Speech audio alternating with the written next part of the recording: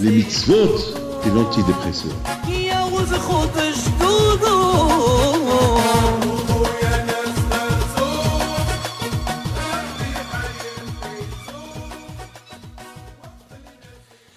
Bishut Morav et Rabotai, avec la permission d'Hachem, je voudrais bien vous souhaiter à vous tous une bonne semaine, la semaine de Hanouka. Nous avons fait hier, nous avons lu la paracha de Miketz, la paracha de le début de la fin des souffrances de Yosef Hatzadik en Égypte. Ça s'appelle Miketz. C'est quoi Miketz? Vahi Miketz. Miketz, c'est la fin. Vous savez tous qu'un homme qui a la foi en Dieu, même s'il est en pleine souffrance et qui vit dans les souffrances et qui voit qu'il ne sort pas du tunnel des souffrances, il y a toujours une fin. Il y a toujours une fin, mais la fin, elle vient lorsqu'il y a Vaïgash. Vaïgash, ça veut dire avancer vers Hachem. Il faut savoir avancer vers Akadosh Baruch Hu. À partir de cette semaine, on voit que la vraie fin des souffrances de Yosef Hatzadik, c'était lorsqu'il a fait la paix avec ses frères. Parce que c'est vrai, il était roi, il avait tout ce qu'il faut. Il était riche, il avait des palais, des châteaux, il était le roi sur le monde entier. Mais quand même, le fait qu'il n'était pas en paix avec ses frères, le fait qu'il n'a pas vu encore son père, et qu'il était encore loin de la famille, donc il y avait toujours une souffrance.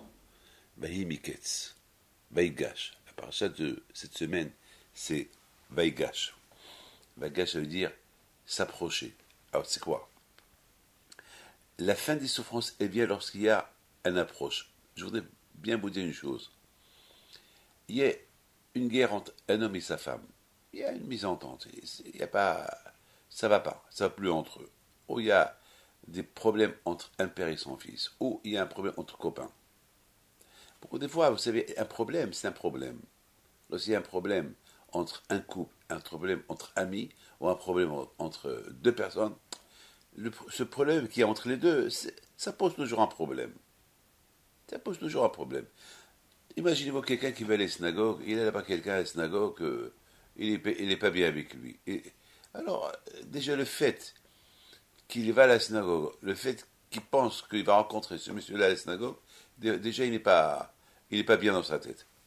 La semaine dernière, j'étais à la synagogue, et j'avais donné rendez-vous à quelqu'un qui venait me voir à la synagogue. Mais dans la synagogue, il y avait là-bas un qui ne peut pas le voir. Mais il ne savait pas qu'il était à la synagogue. Alors il vient me voir, dès qu'il le voit, et dès le voit, tout de suite il est reparti. Je l'ai appelé, je dis, qu'est-ce qui se passe? Il m'a dit, non, je ne peux pas le voir. Il m'a dit, Rabbi David, j'ai un grand problème. Je dis, mais tu veux pour qu'on résout un problème?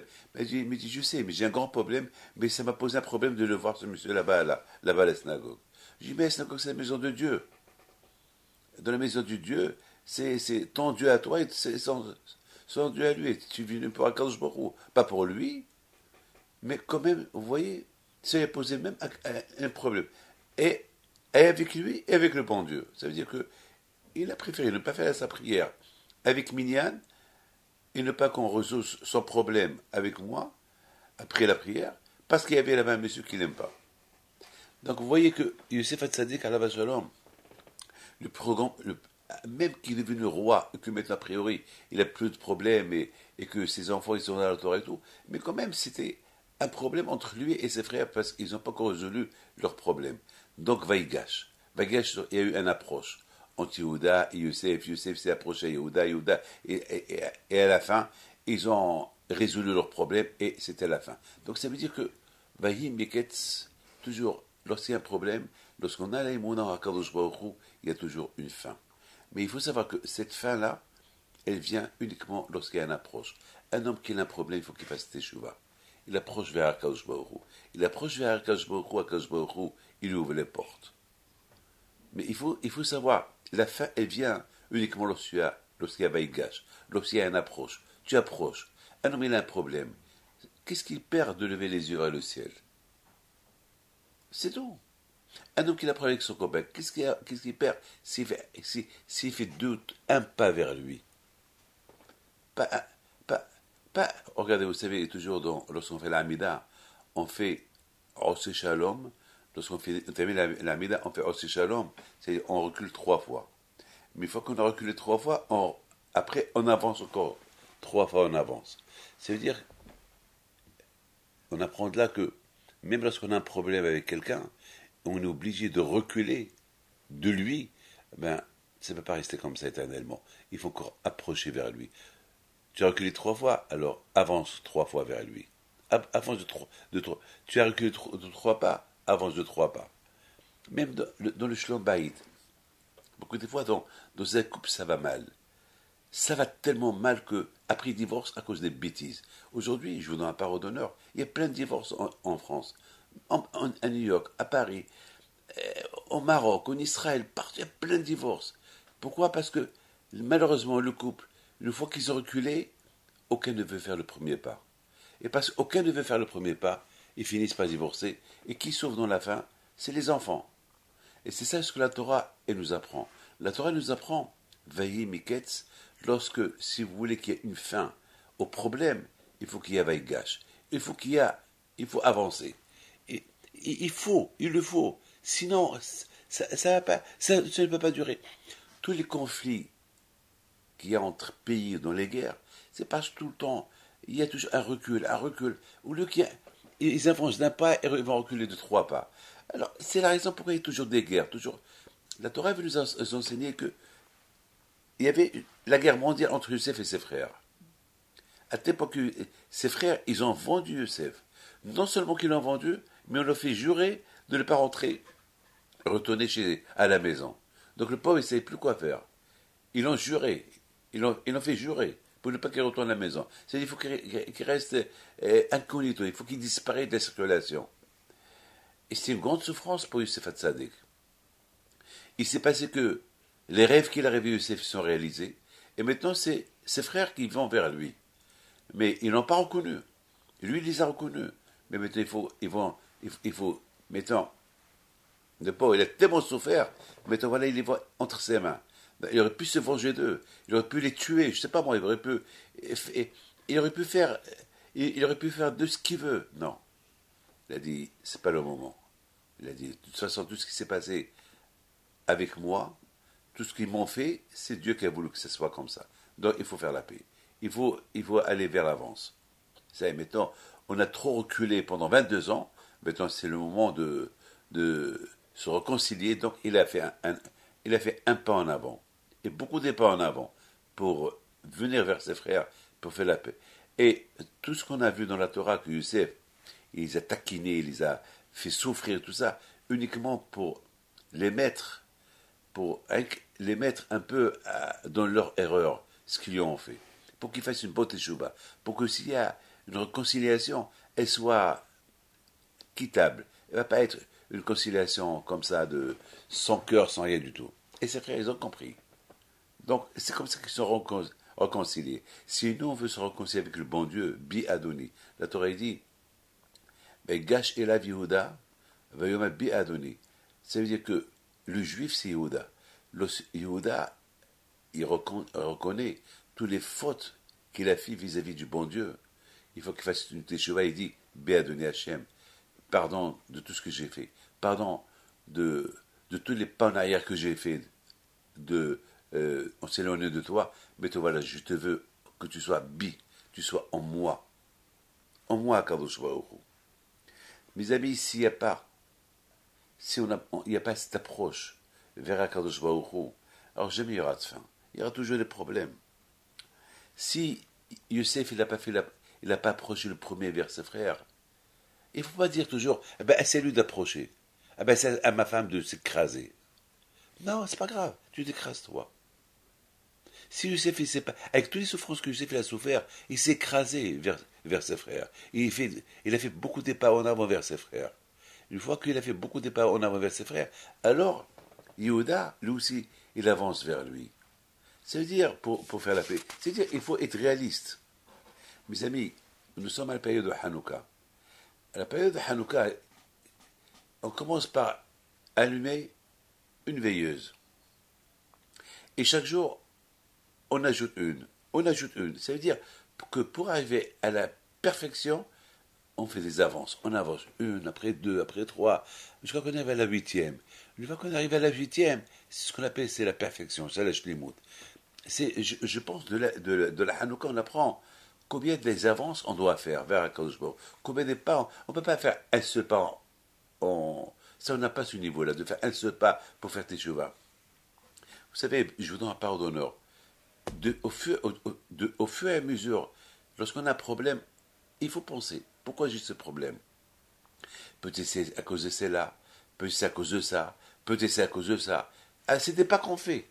Et elle a fait, ah non, c'est à cause de ça. Ah, une fois que j'ai trouvé la cause de mes problèmes, bah, c'est pas possible. Il ne faut pas dire que le bon Dieu, ne croyez pas que le bon Dieu n'a rien à faire, rien qu'à donner des problèmes aux gens.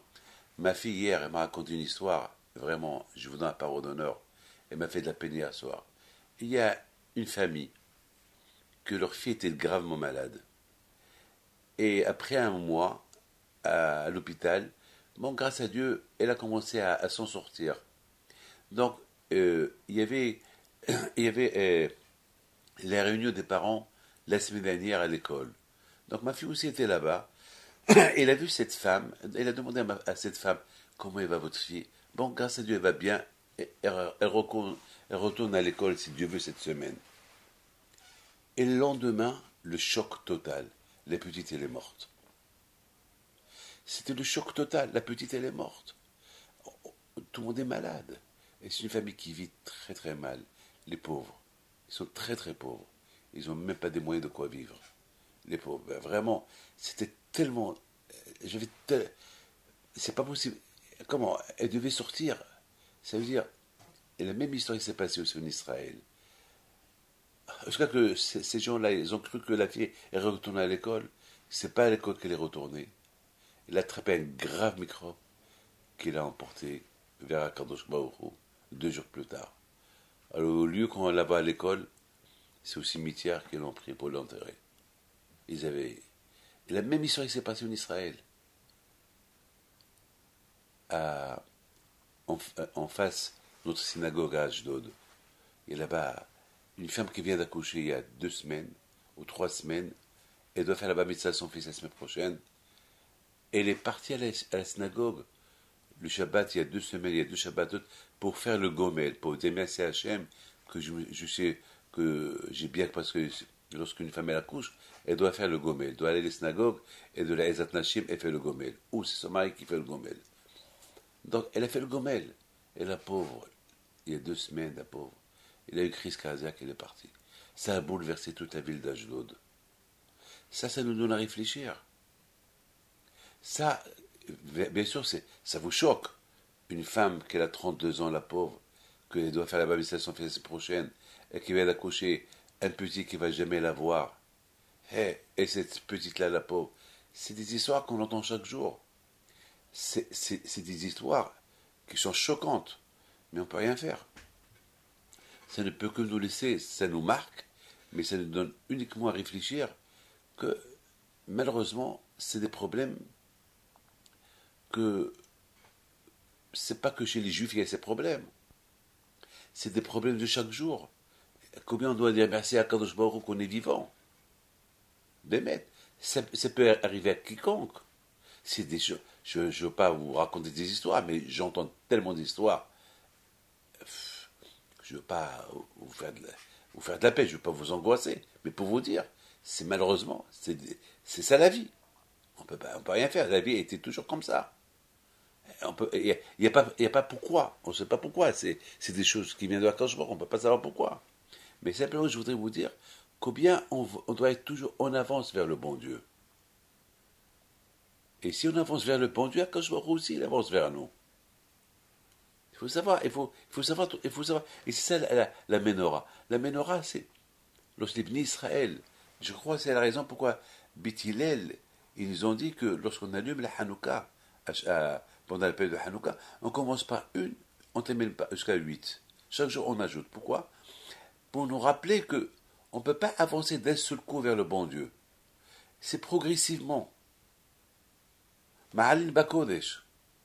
Velo Moridin. Toujours on progresse, on avance. Et vous savez que, une fois quelqu'un m'a posé la question, pourquoi on n'allume pas chaque jour 8? Chaque jour on allume 8. Alors j'ai répondu, j'ai dit, si on allume chaque jour 8 bougies, on va s'habituer. Ça ne va pas laisser un impact sur nous. Parce qu'on ne peut pas, sauter les étapes. On ne peut pas sauter les étapes. Il y a beaucoup à réfléchir, il faut trouver la faille. On ne va pas, vous savez, deux personnes qui se détestent. Mais s'ils viennent, d'un seul coup, ils se serrent les mains.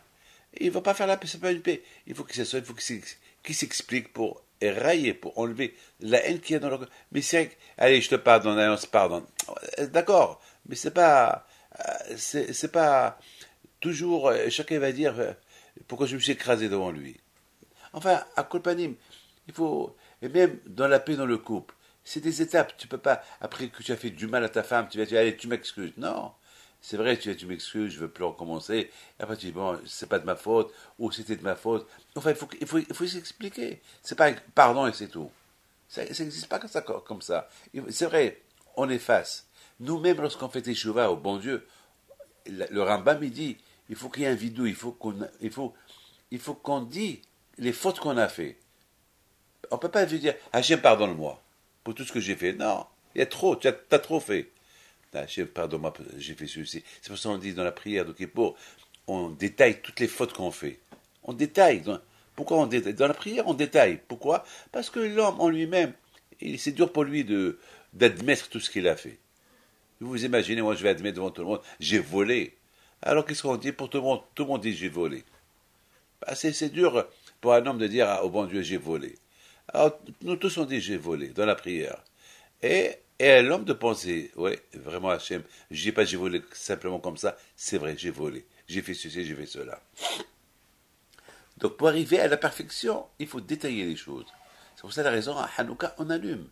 Comme on a vu là, entre Yosef et ses frères, il y a eu, pour que la fin elle est venue, c'est ça qu'il y a eu une hagasha, il y a eu une approche. Ils sont, là, Yosef il aurait pu dire, moi, c'est pas à moi de s'approcher, c'est eux qui m'ont fait du mal. C'est eux qui m'ont fait du mal. C'est pas moi qui leur ai fait. Moi, j'ai fait des rêves. À cause de ces rêves, ils m'ont fait tout ce qu'ils m'ont fait. C'est pas normal, c'est pas logique. Malgré tout, il avance vers eux, il leur fait kavod. Et a fait, une fois que il s'est tellement abaissé devant eux, ils ont compris que c'est pas normal. C'est pas normal. À la fin, ils sont enlacés, ils ont fait la paix. Vous savez, mes amis, je voudrais vous dire une chose. Vous savez, une fois j'ai lu une belle histoire sur Rabbi Odia Yosef Alav Shalom. Une fois, il a appelé son fils, et toujours il appelle son fils pour qu'il vienne étudier avec lui. Il prend son carnet de téléphone, et il cherche le numéro de téléphone.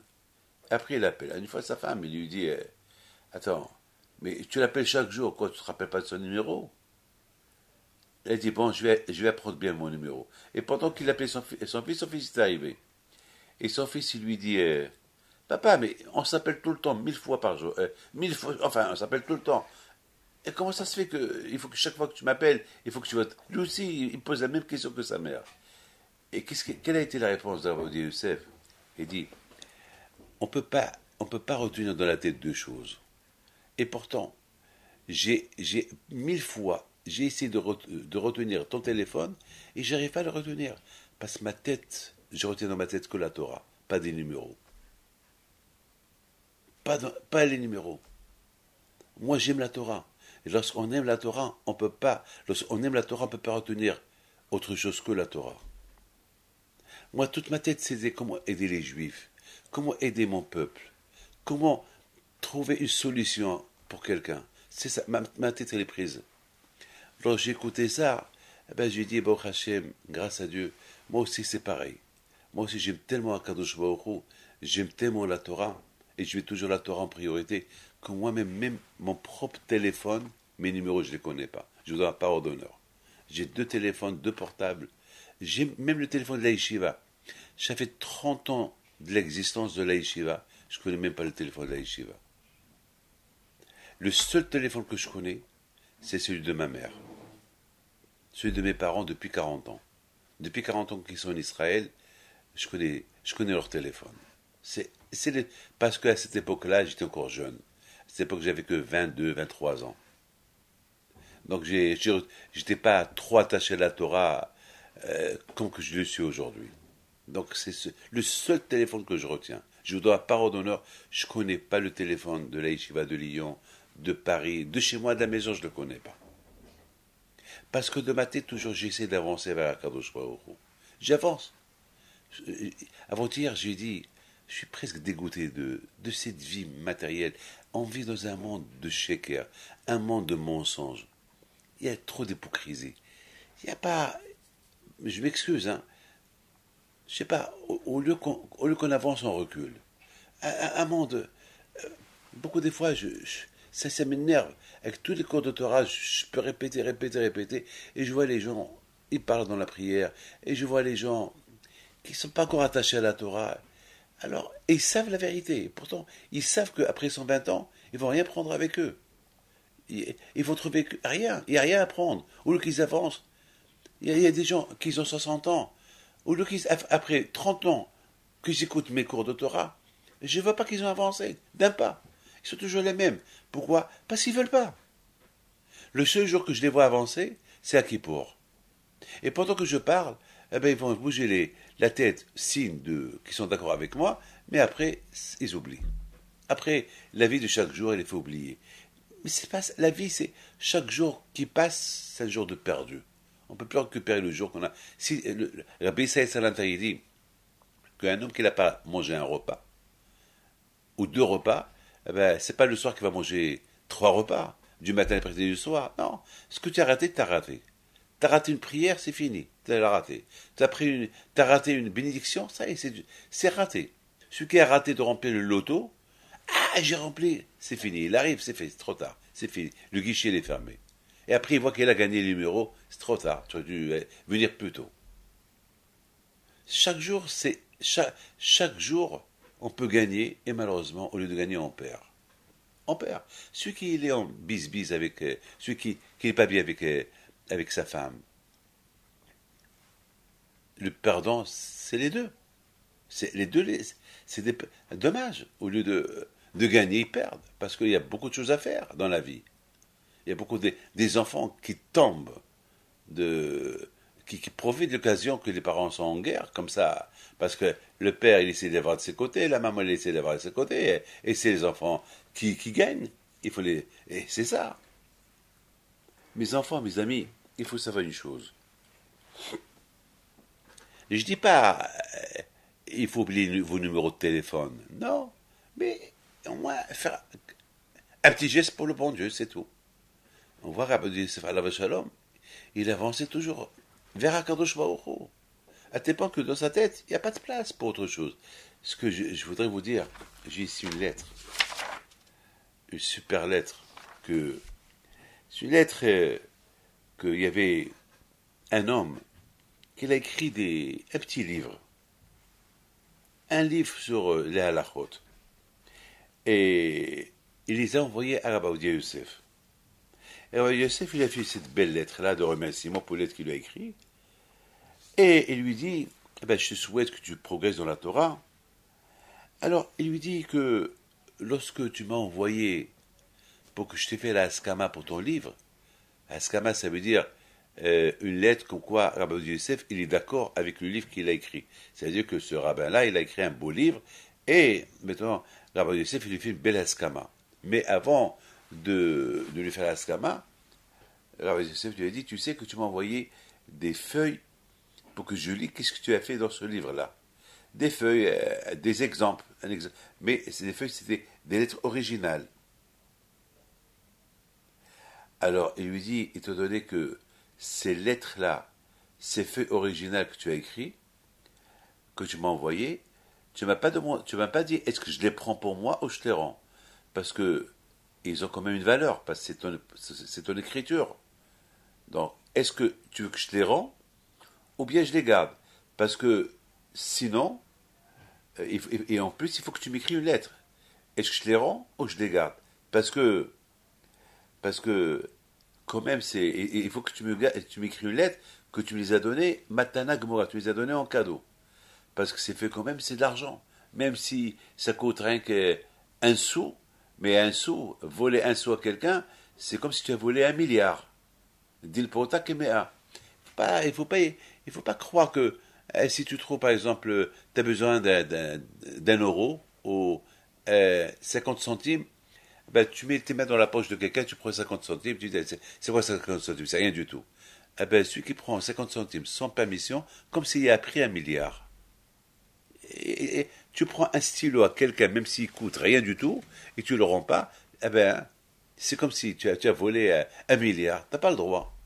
Donc pour Rav Odia Youssef, alav shalom, même que ce monsieur-là, ce rabbin, lui a envoyé des lettres pour que, selon ces lettres-là, selon ce qu'il va lire, il va lui faire une belle lettre que les gens, ils vont dire, ah, même Rav Odia Youssef, il est d'accord avec ce livre-là, mais le fait que c'était une lettre originale écrite par les mains de cet auteur du livre, Rav Odia Youssef, il avait peur qu'il a du gazelle dans ses mains, il avait peur qu'il a du vol dans ses mains. Donc il a fait une lettre, réponds-moi par écrit, est-ce que je les rends, ou ils sont à moi, ou tu me les donnes, ces lettres-là.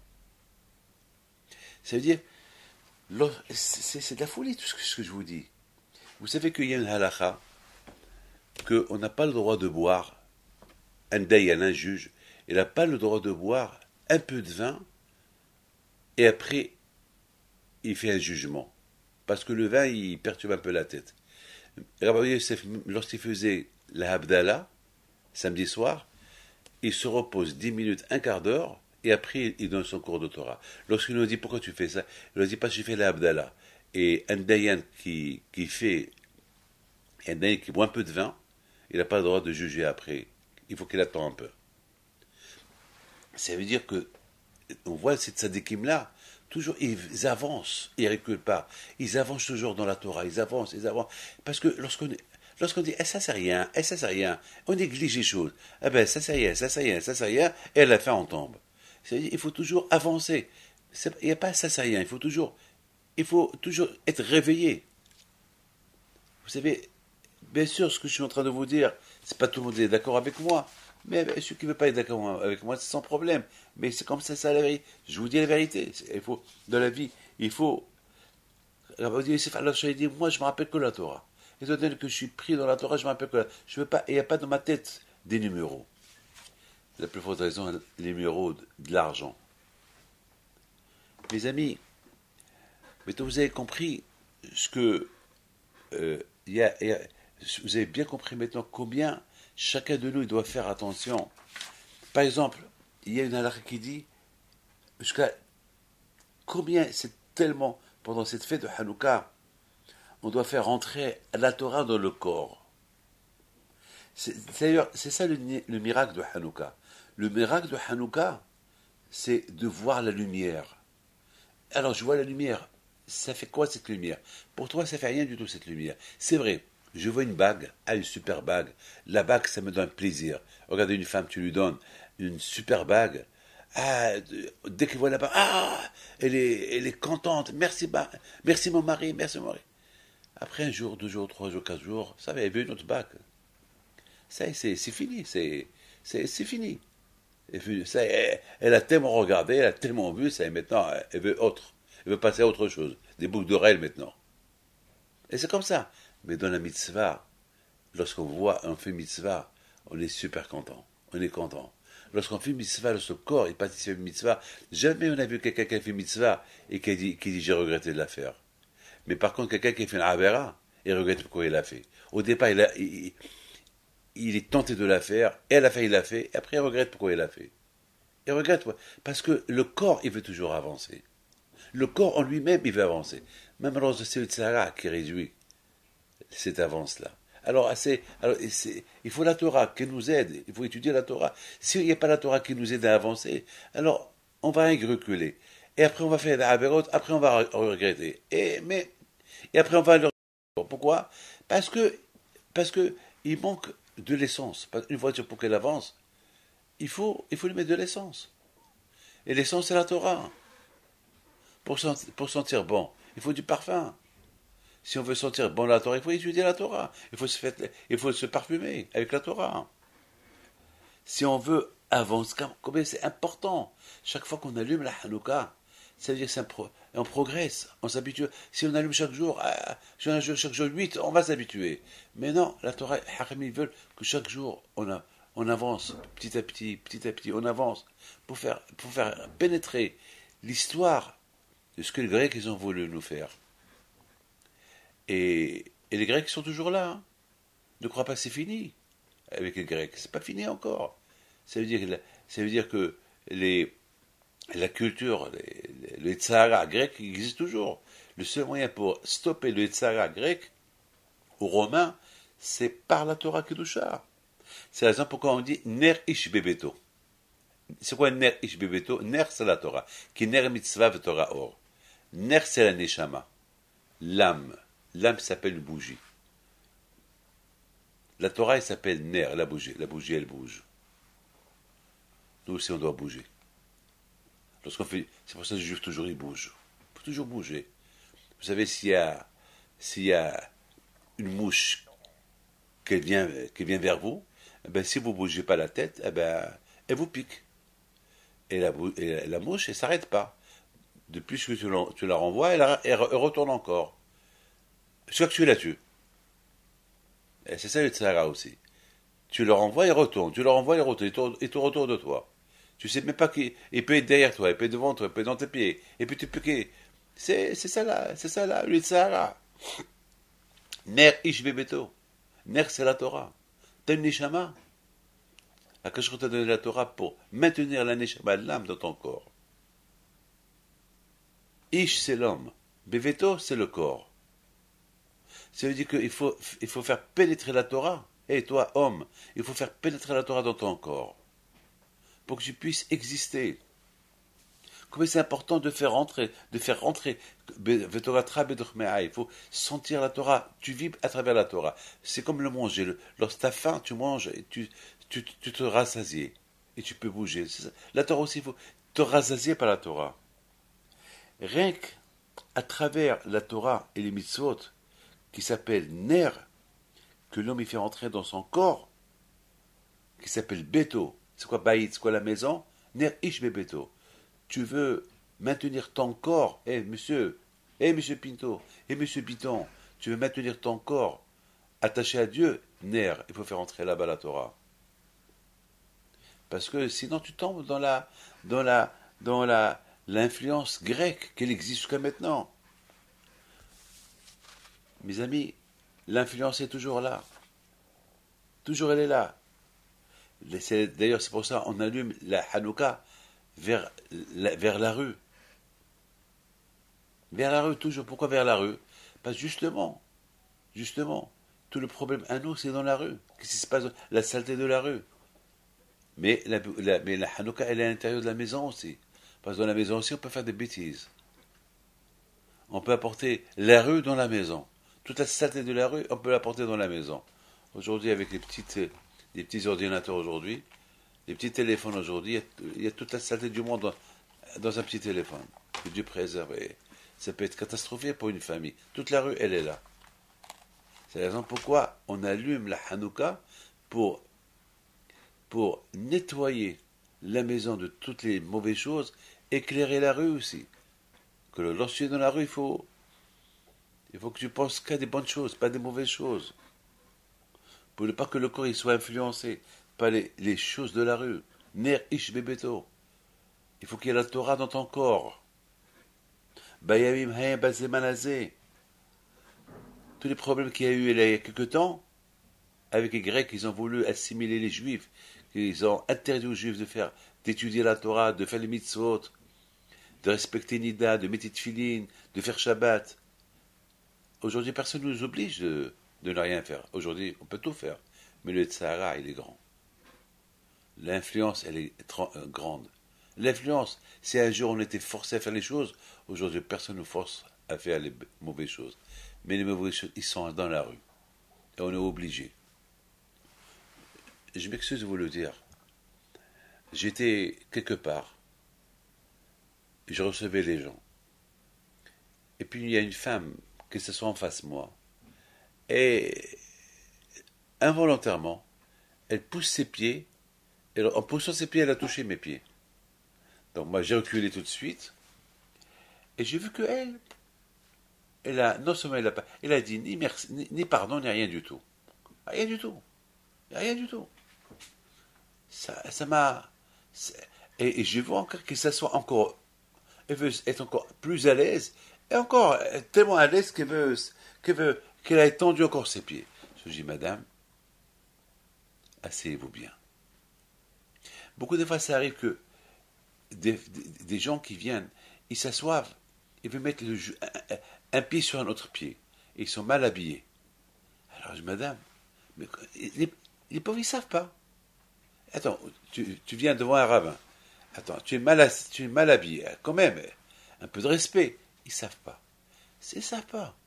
Vous savez, je ne veux pas vous dire, dans certains pays, les femmes, ils viennent tellement mal habillées. C'est inimaginable, inimaginable. Mais comment ils peuvent venir voir un rabbin comme ça, de cette manière? On dirait qu'il se trouve dans une plage. Attends, tu viens voir un rabbin, t'as un problème, t'es malade, tu as des problèmes avec ton mari. Comment ça tu vas voir un rabbin? Mais ils savent pas. Ils savent pas.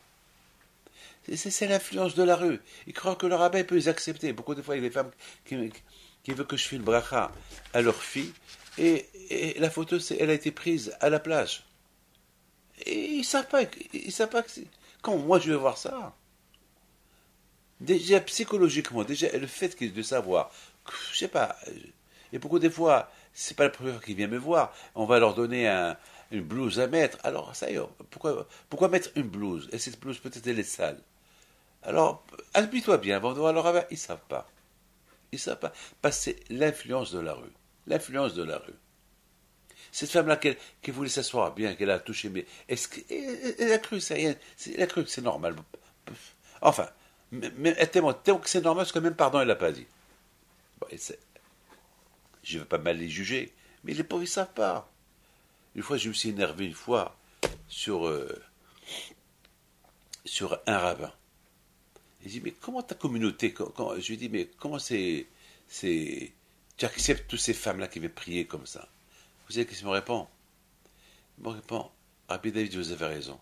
Mais qu'est-ce que je dois faire? Qu'est-ce que je peux faire? Mais tu cries. Si je crie, ils ne vont plus venir. Moi, il vient. Moi, ils viennent. Au fur et à mesure qu'ils vont entendre les paroles de Dieu, peut-être un jour ils vont faire tes cheveux. Qu'est-ce que je vais faire? Bon, j'ai accepté sa parole. Déjà, au moins, il vient. Le plus grave, c'est s'il ne vient pas du tout. Donc, après, Hanouka, la fête de Hanouka, le symbole de la fête de Hanouka, c'est quoi? C'est savoir progresser. Progresser. C'est ça Hanouka. Hanouka, c'est progresser. On allume chaque jour une veilleuse, encore. Chaque année, le miracle qui s'est passé il y a quelques milliers d'années, que la lumière de Hanouka est restée allumée 8 jours, c'est un grand miracle. 8 jours, au lieu que ça reste allumé un jour, et ça resté 8 jours, cette lumière-là qui vient du ciel, chaque année elle se réveille. Chaque année elle se réveille. C'est quoi les fêtes de cette lumière? C'est quoi le fait? C'est quoi le bénéfice de cette lumière? Le bénéfice de cette lumière, c'est comme si tu mets un parfum fort, un bon parfum fort, tu arroses une grande salle avec ce parfum fort. Par exemple, la salle sentait mauvais, tu apportes ce bon parfum-là, tu sens, tout le monde en profite. Cette lumière qui est descendue du ciel, ce miracle qui s'est produit, ça a nettoyé tous les esprits juifs. Tous ces esprits-là qui étaient assimilés dans les idées grecques, l'influence grecque, ça les a nettoyés. Ils sont retournés vers Akadosh Baruch Hu. Et c'est la raison pourquoi les Hashmonaïm, lorsqu'ils ont vu les fées qui a fait la fête de Hanouka, qui a fait l'allumage des bougies de Hanouka, cette lumière, elle a rendu tous les juifs dans la Teshuvah. Alors ils ont dit, bon, chaque génération, il y a toujours des Grecs qui vont venir inculquer l'influence grecque de l'esprit juif. Et ils risquent de s'assimiler. Alors au moins les lumières de Hanouka, ils vont aider. et ça va réveiller. Le miracle qui s'est passé, qui s'est produit il y a 2500 ans, eh ben, il peut se reproduire chaque année. Mes amis, si le peuple juif il existe jusqu'à maintenant, qui sait? Peut-être c'est grâce aux lumières de Hanouka. C'est parce que c'est pas possible avec toutes les influences que le peuple juif subit chaque génération. On devait déjà disparaître. Et grâce à Dieu, on est encore là. On a des yeshivot, on a la Torah, on a le kashrut, on fait Brit Mila, on fait Shabbat. Baruch Hashem, on est là, c'est dur, mais on est là. Baruch Hashem. Peut-être c'est grâce aux petits efforts qu'on fait. Cette Hanouka qu'on allume. Cette Hanouka que vous allumez, et grâce à vous, la lumière de Hanouka que tu as allumée, ça va influencer la lumière de cette Hanouka et va influencer le voisin à penser à Dieu. C'est pour ça qu'on appelle Persoménissa. Il faut faire connaître le miracle. D'ailleurs, beaucoup de gens ils passent devant chez moi, ils disent on a vu la Hanouka allumée chez vous. De la rue. On a vu. Mais les gens qui passent, qui voient, c'est quoi ça? Ah, c'est Hanouka. Ah, c'est Hanouka. Donc ça donne à réfléchir. Chacun qui passe, c'est ce qu'on appelle Persoménissa. Donc moi j'allume chez moi, j'éclaire le dehors. Dehors des gens qui passent, des passants qui passent, ils voient la Hanouka, ça leur donne à penser. Et peut-être ils peuvent faire teshuva. Et ils peuvent avancer. Rien que le fait de regarder, ça leur donne à réfléchir. Si lui il a allumé, pourquoi moi je ne veux pas l'allumer? Et ça risque de réveiller plein de gens. Mes amis, on dit dans la prière, Bémé Matatia Kohen, à l'époque de Matatia Kohen Gadol, lorsque les Hashmonaïm, lorsque les Grecs, ils ont interdit de respecter les mitzvot et après les Hashmonaïm, ils ont fait la guerre. Ah ben, ce qui s'est passé à cette époque, ça se passe à chaque époque. À l'époque de Hitler et à l'époque de telle, et de Élisabeth et à l'époque de telle. Chaque époque, il y a toujours des époques où le peuple juif il est en danger. Et ben, au Hachem, à la fin, on s'en sort. Quand on s'en sort? Parce qu'on approche vers Dieu. Dès qu'on approche vers Dieu, on s'en sort. Les problèmes qu'on voit qui arrivent aujourd'hui pour faire des chevaux, pour s'approcher d'Hachem. Regardez, il y a eu un converti qui s'appelle Ankelos, qui était le neveu du roi, de l'empereur romain. Et cet Ankelos-là, comment il a fait Teshuvah? Comment il est venu vers Hachem? Il a vu les souffrances du peuple juif. Il voit les peuples juifs avec toutes les souffrances qu'ils souffrent. Leur temple a été détruit. Les Romains, ils sont en train de les tuer à gauche et à droite. Ils interdisent la Torah. Et les Juifs, avec toutes ces interdictions, ils respectent la Torah et mitzvot en cachette. Avec tous les décrets romains contre les Juifs, et les Juifs en cachette, il fait sa religion. Ça l'a poussé à devenir juif. Tellement ça l'a poussé à devenir juif, jusqu'à il devenu un très grand tzaddik, il devait être le futur empereur romain. Parce qu'il était le neveu de Hadrianus, l'empereur. Au lieu de devenir empereur romain, il est devenu Ankelos le grec. Ankelos, pardon, le converti. Et jusqu'à maintenant, on lit la paracha avec sa traduction. Jusqu'à maintenant. Jusqu'à maintenant. Vous vous rendez compte? Vous vous rendez compte? Vous vous rendez compte? Il n'est pas devenu empereur, mais il est devenu empereur juif. Jusqu'à maintenant, on ne parle que de lui. C'est lui qui nous a enseigné un fameux enseignement. Le symbole de la mezouza, il est énorme. La mezouza, c'est le nom de Dieu qui nous protège de dehors. Nous, on est à l'intérieur de la maison, et le bon Dieu dehors qui nous surveille. Alors que le bon Dieu, c'est lui le roi. C'est le roi en général, il est à l'intérieur, et son serviteur, il le protège de dehors. Il fait la garde dehors. Non, c'est le contraire. Le bon Dieu, qui est le roi des rois, il fait la garde dehors, et le juif, il est à l'intérieur. C'est la fameuse leçon de Ankelos. Mais Ankelos, il n'est pas venu comme ça. Il ne s'est pas converti. Il n'a pas lâché le royaume romain pour devenir juif comme ça. Il a approché petit à petit. Il a fait un effort. Il est parti en Israël. Il a commencé à écouter les enseignements des rabbins.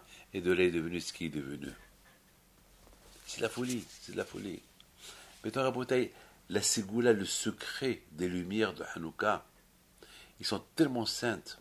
Ils ont une force qui peuvent pénétrer dans l'intérieur de l'homme et les nettoyer de l'influence grecque de chaque génération. Mais pour ça, il faut allumer. Il faut faire un geste. Tu fais un geste, le deuxième jour, tu le fais encore, tu progresses, et tu progresses, et tu progresses. Et une fois que tu as bien progressé, tu arrives à la perfection. Sans ça, eh ben, tu restes toujours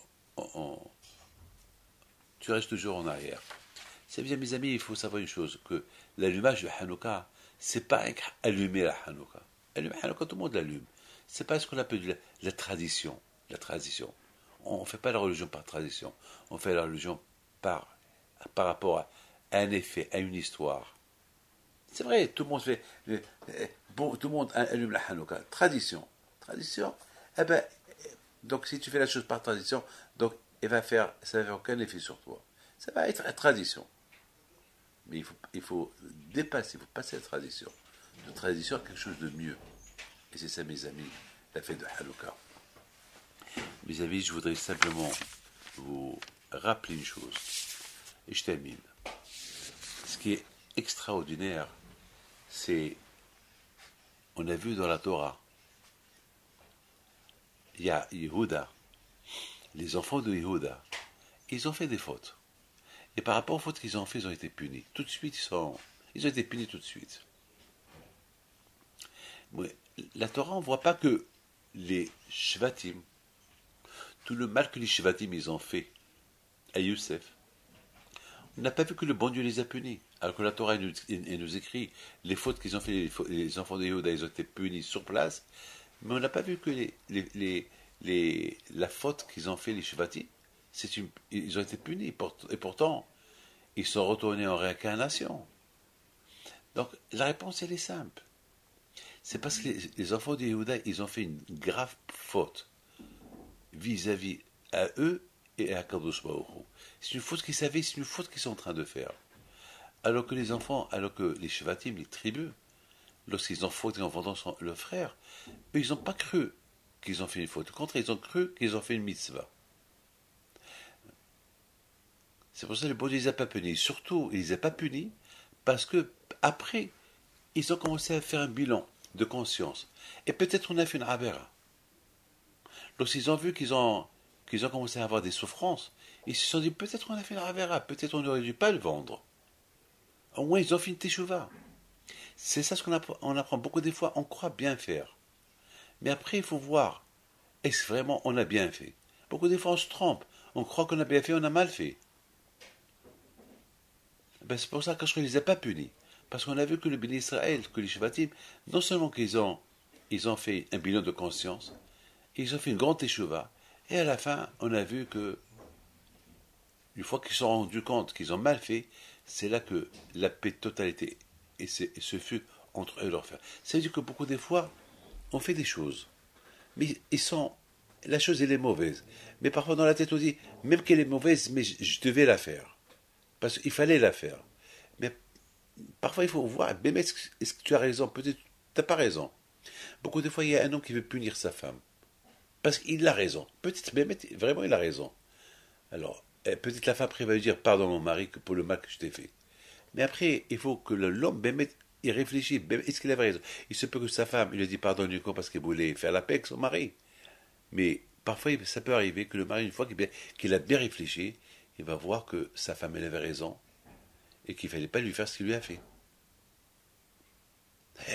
Après, il faut qu'il demande pardon. Donc, c'est un bon avance. Donc, mes amis, c'est ça les enseignements qu'on apprend de cette paracha Miketz Vaigash et la paracha de la Hanouka. Je vous souhaite à vous tous une bonne fête de Hanouka, que le bon Dieu vous protège. Et je pense que très personnellement, je pense aux frères de Youssef, au départ, chaque année, je les en veux un peu par rapport à la vente de leurs frères, et au fur et à mesure que je comprends bien l'histoire, je dis non, c'est des tzadikim. La preuve que les conséquences de toute cette histoire-là, Et c'est bien terminé à la fin. C'est tellement Yaakov qui représente la Torah. Et comment voulez-vous que Yaakov qui représente la Torah, il descend en Égypte avec des hontes, avec une honte. Parce qu'il y avait, Hachem il a dit à Abraham Avinu, il faut que le Bnei Israël il soit en exil 400 ans. Donc, Yaakov qui représente la Torah, c'est pas qu'à vote pour la Torah que Yaakov il va être prisonnier pour aller en Égypte. Donc Hachem, qu'est-ce qu'il a fait? Il a fait que Yosef a été vendu en Égypte et est devenu roi. Une fois qu'il est devenu roi, il a envoyé des chariots avec des gardes-corps et avec beaucoup d'honneur à son père pour qu'il descende avec les grands honneurs en Égypte. Une fois qu'il est arrivé en Égypte, il a été reçu par Paro comme le protocole demande qu'un tzaddik comme Yaakov, il faut qu'il descende avec tous les honneurs. Donc vous voyez d'un côté, Akadosh Baruch Hu ici comment il fait les choses. Et de l'autre côté, on voit que pour que Yosef et ses frères, ils arrivent à la conclusion que tout ça a été fait par les mains de Dieu, il fallait qu'ils passent toutes ces étapes-là. Et à la fin, tout le monde a reconnu que tout ce qui s'est passé, c'est Hachem qui a voulu que ça se passe comme ça. Vous comprenez? Les rêves, a priori les rêves de Yosef, c'était un peu bizarre. Mais c'est comme ça qu'Akadosh Baruch Hu prépare les choses. Mes amis, le plus important, le plus de ce qu'on doit retenir de tout ce que je vous ai dit, c'est qu'on a vu que pour arriver à la fin des problèmes entre Yosef et ses frères, il fallait que quelqu'un approche. Il faut faire une avance vers la paix. Et après, la paix est venue. Il y a une avance vers la paix. Et à la fin, la paix est venue. Et après, à la fin, tout le monde était content, tout le monde était heureux. C'est le plus important. Que le bon Dieu vous protège et vous donne la santé. Et Shavua Tov. على الهرب ده بيتبيتو